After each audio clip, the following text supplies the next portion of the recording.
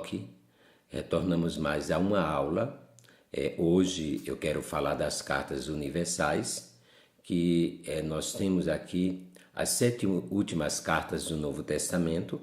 As 2 cartas é de Pedro e as 3 cartas é de João, bem como a de Tiago e Judas, que são chamadas cartas universais ou católicas, que católico significa público universal. Elas não são direcionadas a uma comunidade específica, mas para a igreja em geral, ou a todas as comunidades de uma região maior. Ao contrário das cartas de Paulo, elas não são denominadas pelo destinatário, mas pelo autor. No final desta lição, nós vamos conhecer as 2 cartas de Pedro e na lição que vamos denominá-las cartas universais. A primeira carta de Pedro, no capítulo 1, vai falar da esperança viva, que louvamos a Deus e Pai de nosso Senhor Jesus Cristo. O nosso coração está cheio de uma esperança viva, a esperança que está em Cristo. Também, ainda no capítulo 1, vai falar de uma vida santificada. Vocês foram libertados pelo precioso sangue de Cristo, que era como cordeiro sem defeito e sem mácula. No capítulo 2, vai falar do novo povo de Deus, como pedras vivas. Deixem que Deus os use na construção de um templo espiritual, onde vocês servirão como sacerdotes dedicados a Deus. Mas vocês também, como raça escolhida, sacerdotes do Rei, a nação completamente dedicada a Deus, o povo que pertence totalmente a Ele. Também fala da condição, da conduta do cristão no mundo, cidadão ou escravo. Usemos esta palavra que falamos de liberdade para encobrir o mal, mas para que vivam como escravos, não para encobrir o mal, mas para vivermos como escravos. Respeitemos todas as pessoas, amando a todas elas através da fé, e temamos a Deus e respeitemos a todos. No capítulo 3 vai falar do homem ou mulher, a comunidade no sofrimento, os conselhos, Cristo sofreu. Então, no capítulo 4 vai falar do sofrer com Cristo, que no final dos tempos, a serviço da comunidade, perseverando na perseguição. E no capítulo 5 nós vamos ver os conselhos para o povo de Deus, que cada um use do seu próprio dom para o bem dos outros. Entrego todas as suas preocupações a Deus, pois Ele cuida de cada um de nós.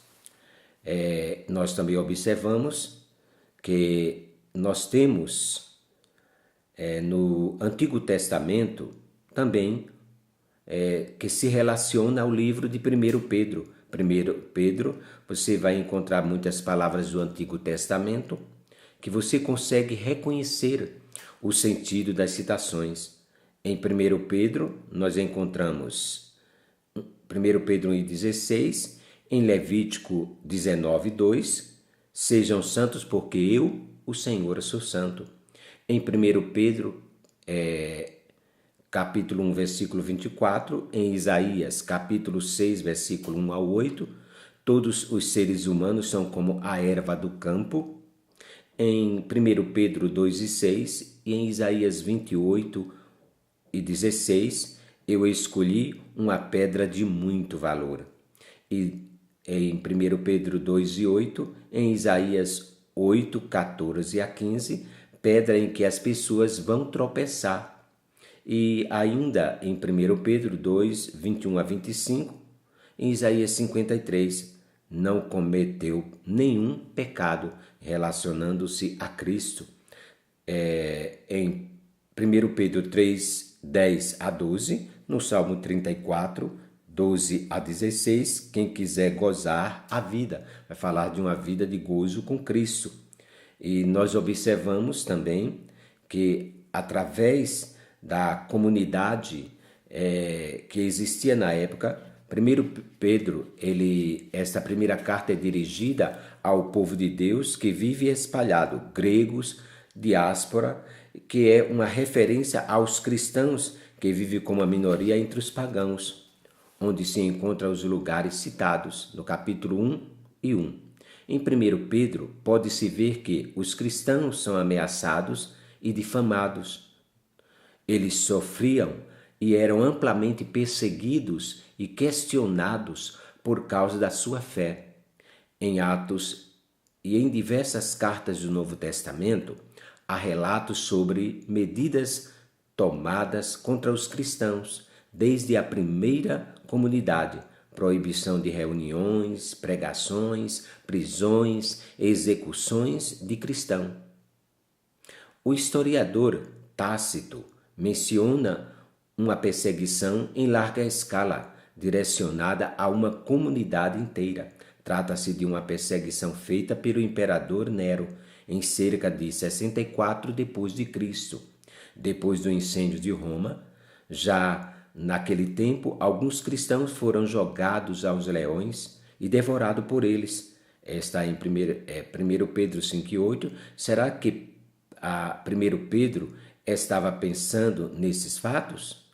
Ou que tinha em mente eram as perseguições sob Domiciano? Ele perseguiu os cristãos de maneira sistemática no mundo inteiro. As comunidades cristãs da Ásia Menor provavelmente também foram atingidas.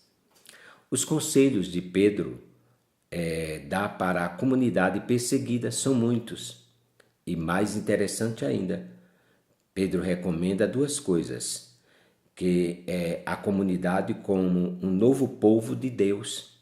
Assim como muitos escritos do Novo Testamento, Pedro destaca que a comunidade foi fundada por Deus e é preenchida pelo Espírito Santo. O Espírito Santo estava presente na vida da comunidade para dar força para ela vencer, para não sair e nem errar o alvo.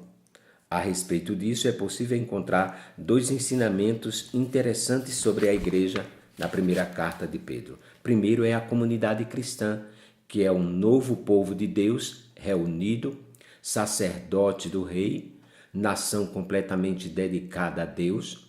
Isso significa que toda a grandiosidade do povo de Israel, que está lá em Êxodo capítulo 19, versículo 6, passou para a comunidade de Jesus.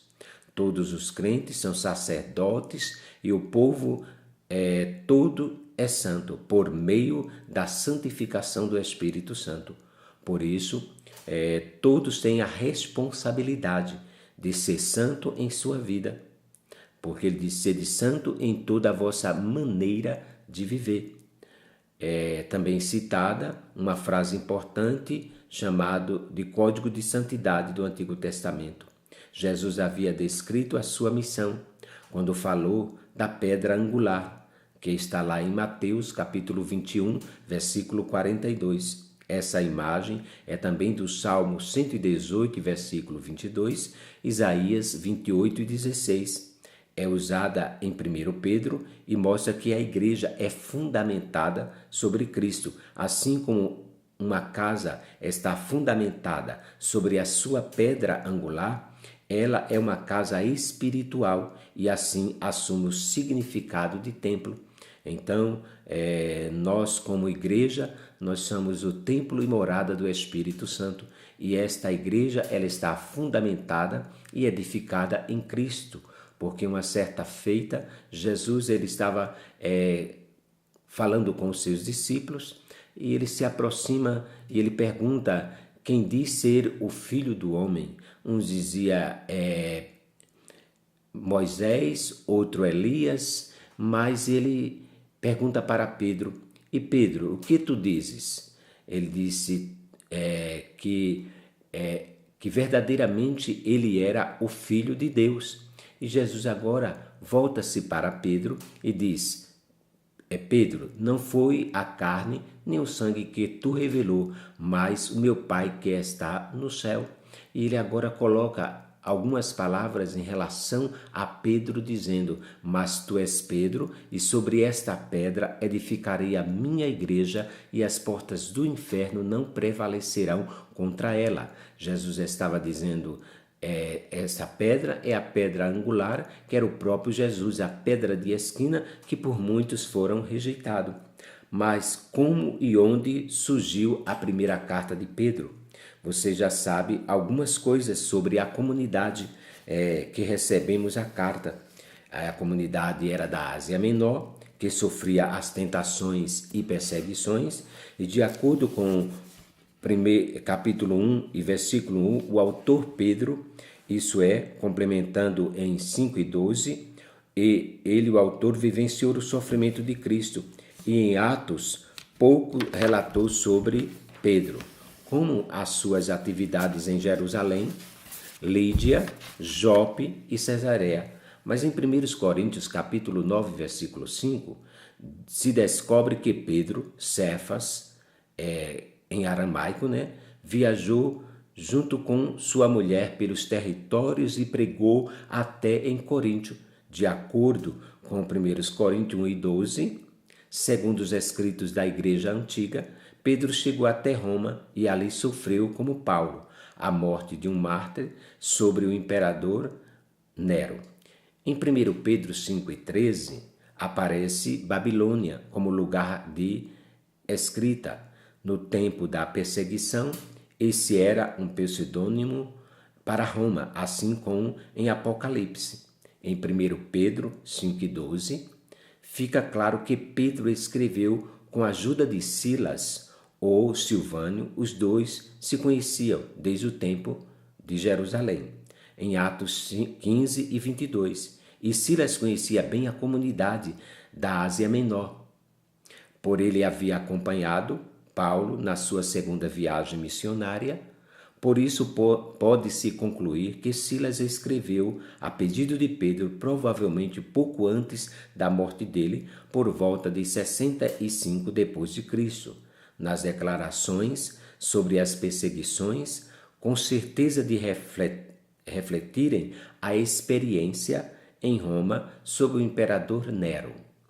Contudo, muitos pesquisadores supõem que um cristão desconhecido possa ser o autor de 1 Pedro, uma época posterior, por volta de 90 depois de Cristo, ou depois que teria escrito ou usado o nome de Pedro. Eles questionam como é que um pescador galileu poderia escrever com um grego tão perfeito. Também uma perseguição em âmbito 5 e 9 apoia essa tese de uma redação em período posterior.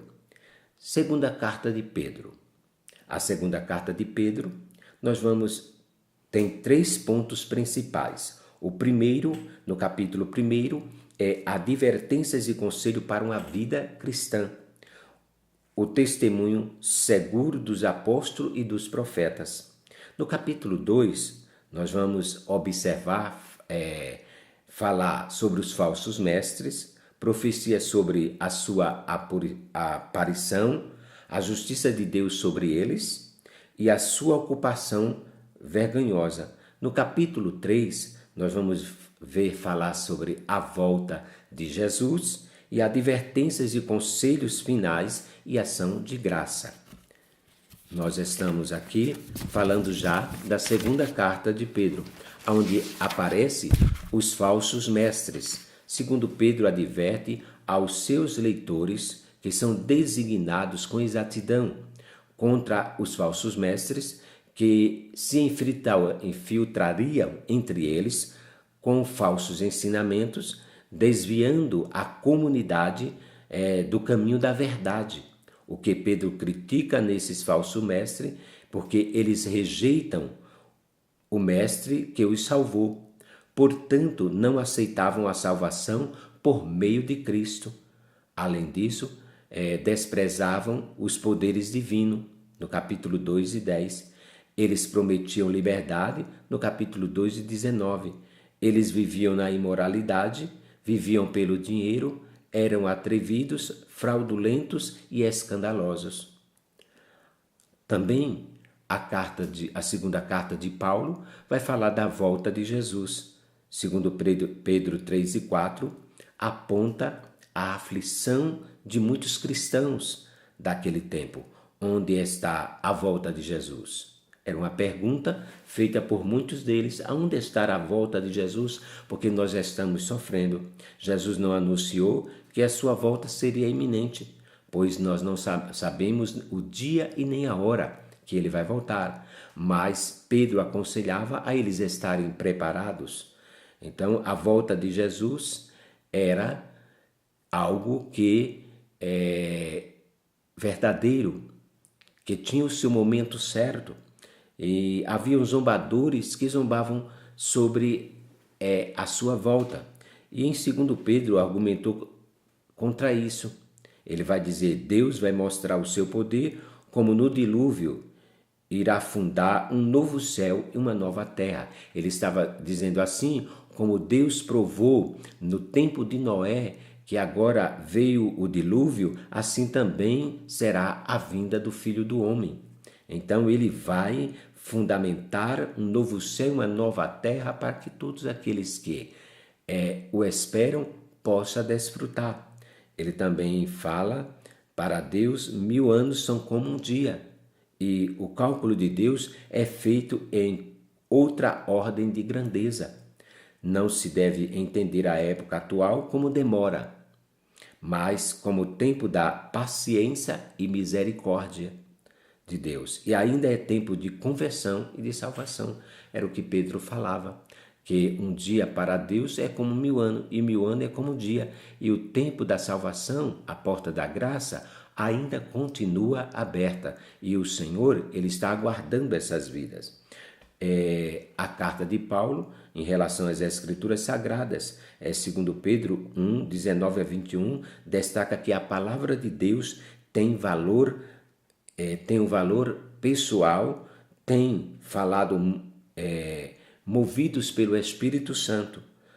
Justamente é diante dos falsos mestres e da espera da segunda vinda de Cristo que é importante lembrar que a palavra de Deus permanece firme e certa, porque Ele prometeu voltar. Então a sua volta, em relação às Escrituras, elas são verdadeiras, porque nós observamos ali no capítulo 2 de Atos dos Apóstolos, após a descida do Espírito Santo, então, antes no capítulo 1, nós observamos que Jesus, Ele prometeu estar conosco todos os dias até a consumação do século, mas naquele momento ele estava sendo, após ser ressuscitado, ele foi ascendido aos céus.